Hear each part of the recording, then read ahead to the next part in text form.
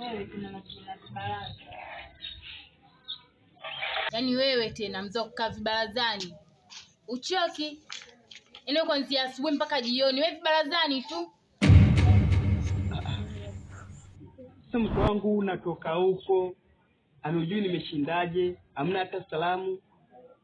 Eti mzee kwa vibarazani. Nisalimie kwanza. Salamu ndo nini sasa? Afueti uniulize nimeshindaje? Wewe unajua siku yangu mimi imeenda vipi? Unajua nimeshinda vipi?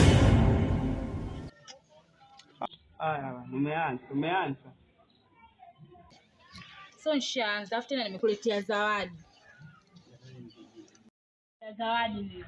Naomba uende ukabadilishe, alafu ndio ujokaa kibarazani.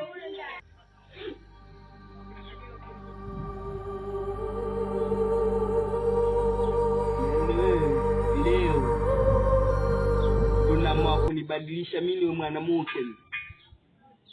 Leo umeona mimi unipalishe kijola. Kibarazani wanakaaga kina nani? Sana kama mama, wanawake.